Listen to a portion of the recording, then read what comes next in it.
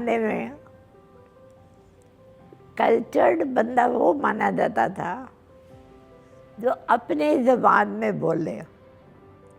आजकल कल्चर्ड बंदा वो माना जाता है जो अंग्रेज़ी बोले।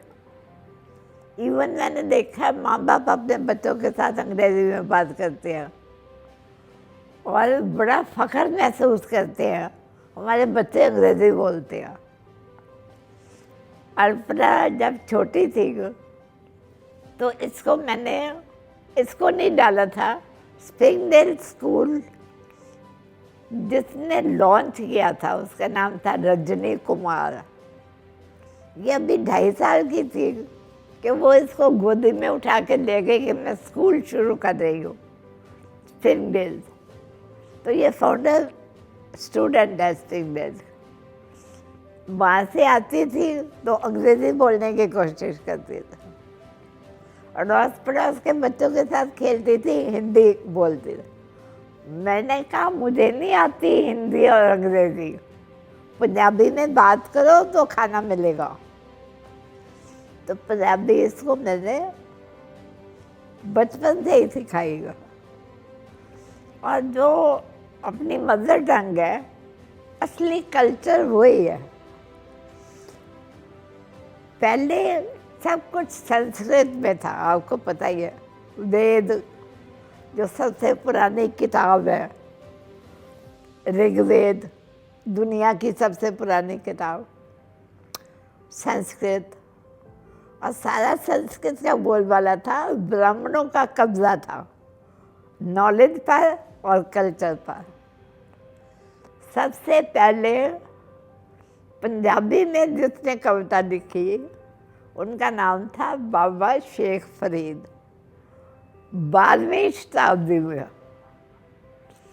तो पंजाबियों को कोई तकलीफ नहीं करनी पड़ी क्योंकि पंजाबी लिखना शुरू हो गया था।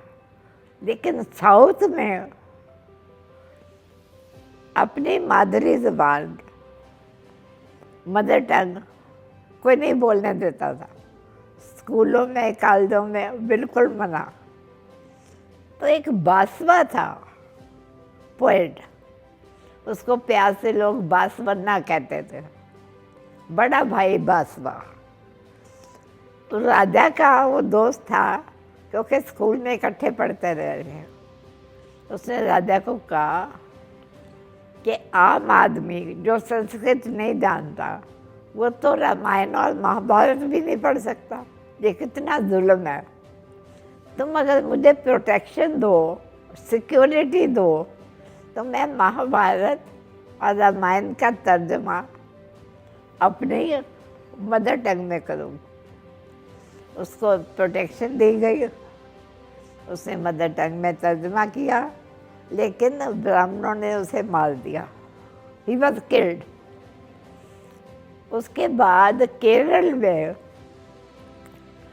थे एक थुनचंद कवि थे, उन्होंने भी यही सोचा कि जो संस्कृत नहीं जानता वो तो सारा जो कल्चर है हमारा उससे रह गया खाली।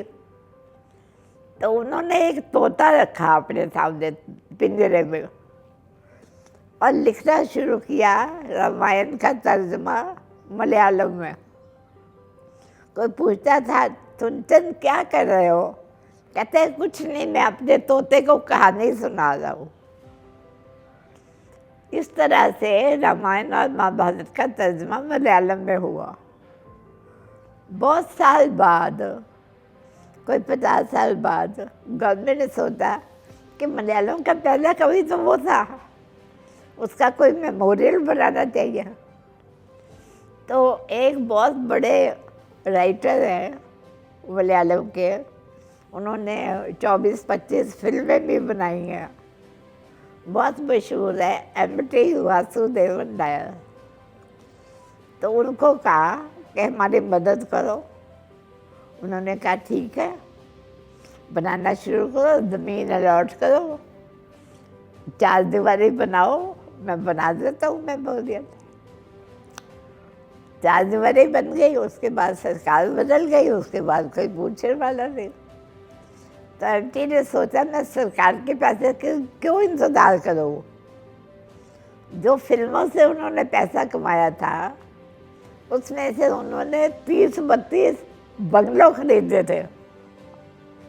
उन्होंने एक एक करके अपना बंगला बेचना शुरू किया और बंगले बेच बेच के वो चुन मेमोरियल बना। 16 बंगले बेचे उन्होंने। और वो चुन मेमोरियल की इनॉग्रेशन में उन्होंने 2 राइटर बुलाए थे, एक मुझे और एक दिलीप चित्रे था मराठी का।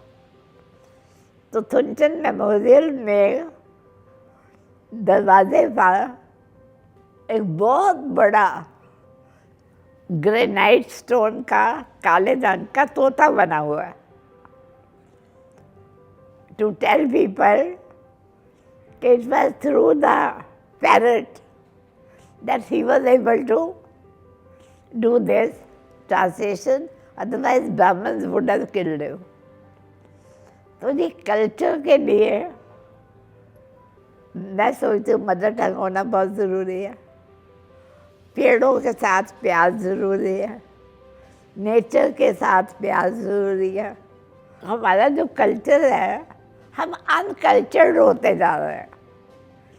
हमारे जो सेंसिटिविटी है, यहाँ 3000 पेड़ काट दिए थे कॉमनवेल्थ गेम्स में। हमें सुप्रीम कोर्ट जाना पड़ा। सुप्रीम कोर्ट ने कहा दोबारा वही लगाओ पेड़। हम कल्चर के लिए ये सामने खाली जगह थी तो डीडी ने सोचा अपना क्लब बना ले, तो उन्होंने खुदाई शुरू कर दी।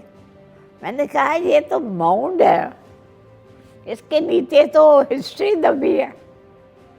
नहीं माने। फिर ASI को कहा, उन्होंने भी कहा छोड़ो क्या सीखो, वही कर दिया। रोज़ सुबह जाके मैं वहाँ मट्टी में से, जो खुदाई की हुई मट्टी होती है, उसमें से टुकड़े बीन के लाती थी पॉटरी के। 13वीं शताब्दी की पॉटरी, वो मैंने ढेर लगाया। फिर VP सिंह होते थे प्राइम मिनिस्टर, उनको कहा, उन्होंने कहा मुकदमा करते हैं। उन्होंने खुद अपने नाम से मुकदमा किया और खुद जाके बैठते थे पजामा कुर्ता पहन के। तो कोर्ट ने कहा ये बहुत बुरा हुआ है, जो नेशनल हमारा हेरिटेज है उसके साथ खिलवाड़ हुआ है, गिरा दो इसको।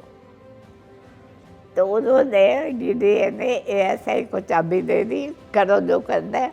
वहाँ हेरिटेज म्यूजियम बना। तो हेरिटेज के लिए प्यार, पेड़ों के साथ प्यार, अपने माँ बोली के साथ प्यार, यही है कल्चर।